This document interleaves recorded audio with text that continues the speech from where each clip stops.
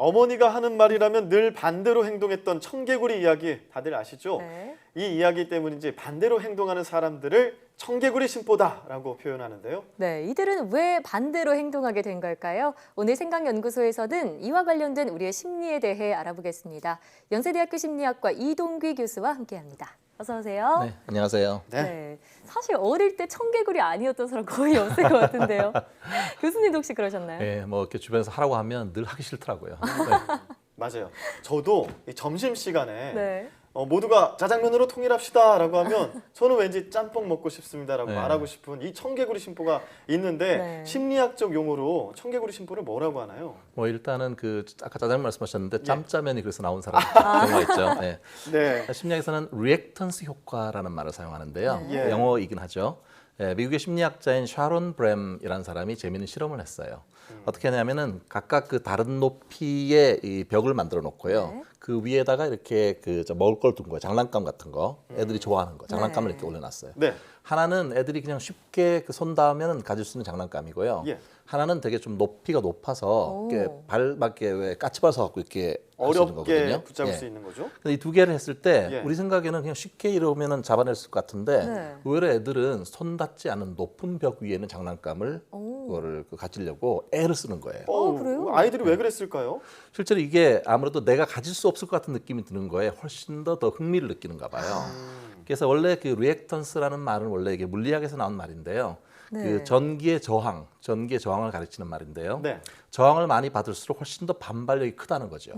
예, 근데 이거를 이제 심리적으로 이렇게 활용한 그런 용어가 되는데 네. 특히 엄마 말에 늘 반대로 행동했던 청개구리, 맞아요. 요거와 결합이 되면서 청개구리 심리라는 용어로 불리고 있습니다. 그런데 이런 청개구리 심리는요, 그 어릴 때뿐만이 아니라 지금 우리 일상에서도 자주 나타나고 있고요. 또 기업들은 이런 부분을 좀 활용하기도 한다는데요. 그래서 오늘은 좀 이런 몇몇 상황들 살펴보면서 청개구리 심리에 대해 알아보겠습니다. 첫 번째 화면 보시죠. 자, 로미오 줄리엣 부르고 있습니다. 뒤에는 성남 부모님이 쳐다보고 있네요. 익숙한 장면이죠. 네.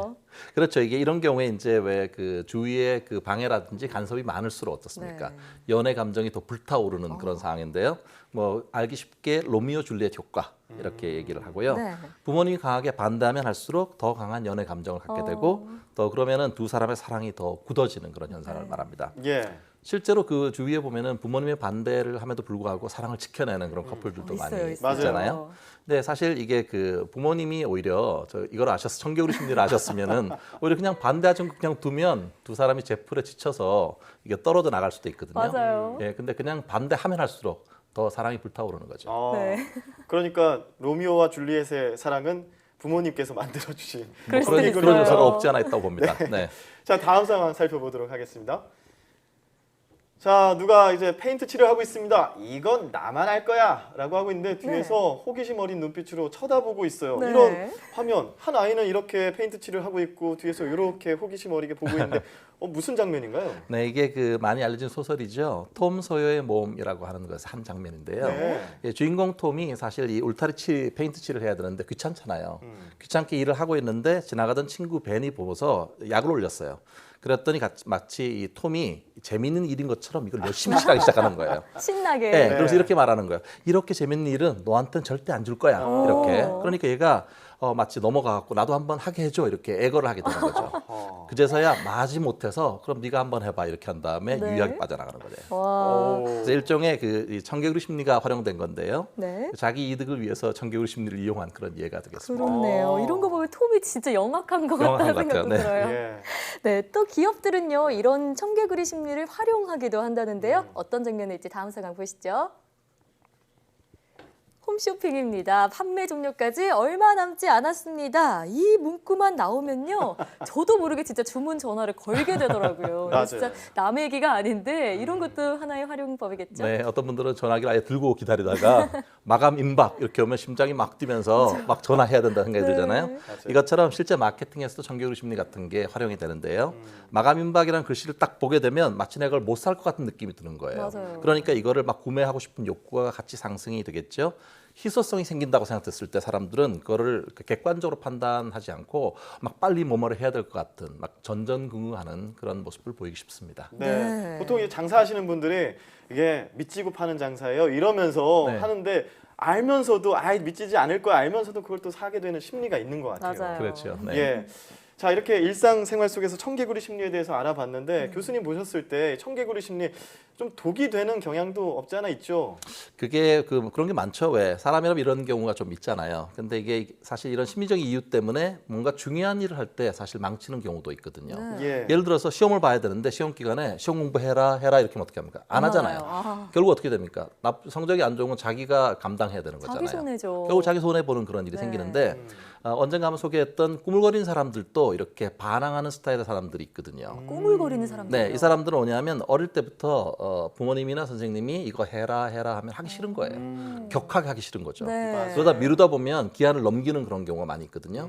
나중에도 이게 습관이 되면 어떻게 됩니까? 중요한 일을 할 때도 밖에서 뭔가 하라고 하면 하기 싫어져요. 맞아요. 예, 그러다 보면 결국 자기가 기한을 미루게 되고 또 하나 문제는 같이 일하는 사람들한테도 민폐를 끼칠 수도 있습니다. 네, 그 맞아요. 말씀하신 그 부분이 가장 포인트인 것 같아요. 자기뿐만이 아니라 타인에게도 해가 돼서 돌아올 수 있잖아요. 네. 그렇기 때문에 이 청개구리 심리는 정말 잘 조절해야 하는 게 중요할 것 같은데요. 어떻게 해야 할까요? 일단 본인이 거기에 해당된다면 자기한테 중요한 가치가 뭔지 기억하는 게 좋아요. 일종의 자유라든지 독립, 자율성 이런 사람들한테 이런 게 훨씬 중요한 부분이거든요. 네. 다른 사람들은 잘 모를 수가 있기 때문에 같이 일하는 사람들한테 이걸 좀 알려줄 필요가 있고요.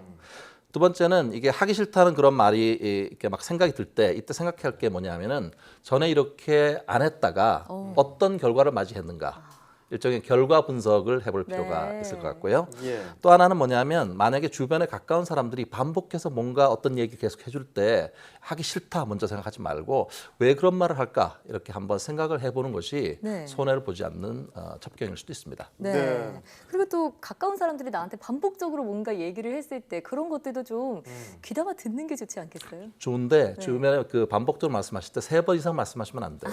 그러면 너무 귀에 막 뭔가 딱지가 앉는 것 같잖아요. 네. 그러니까 적당하게 말을 하지만 자주 반복하는 말들은 중요한 말일 가능성이 많습니다. 네, 아. 제가 근데 이 청개구리 심리 이야기를 들으면서 네. 딱 떠오르는 병이 하나 있었는데요. 뭔가요? 중2병.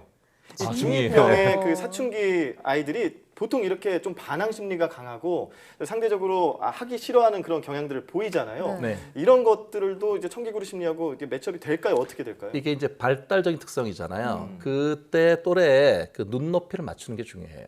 무조건 어른들의 입장에 볼 때 이거 하지 마라 이렇게 하게 되면 반발하게 되잖아요. 예. 왜 저런 말을 하게 될까라고 하는 걸 눈높이를 낮춰가지고 같이 이렇게 얘기하려고 하는 노력이 되게 중요할 것 같아요. 네, 그렇겠습니다. 부모님의 이런 또 선견 지명이 필요하겠군요. 네. 네. 또 네. 저를 위한 해법도 하나 필요할 것 같아요. 어떤 건가요? 앞서 홈쇼핑에서 이렇게 네. 마감 임박 주문 얼마 안 남았습니다. 이런 소리만 들으면 전화하는 이런 심리. 청개구리 심리를 활용한 기업들에게 반항할 수 있는 방법은 없을까요? 홈쇼핑 채널을 줄이세요. 어떤 거예요? 좀 그게 정답이네요. 네, 자 이렇게 교수님과 이야기를 나눠봤는데 청개구리 심리에 대해서 이야기해봤습니다. 네. 모두가 예라고 할 때 아니오라고 할 수 있는 용기와 신념도 중요한데요. 그게 아니라 이 반대를 위한 반대라면 이 청개구리 심보다 이렇게 평가받을 수밖에 없게 되는 것 같습니다. 네. 지금까지 생각연구소 연세대학교 심리학과 이동기 교수와 함께 이야기 나눠봤습니다. 오늘 말씀 고맙습니다. 네, 고맙습니다. 감사합니다.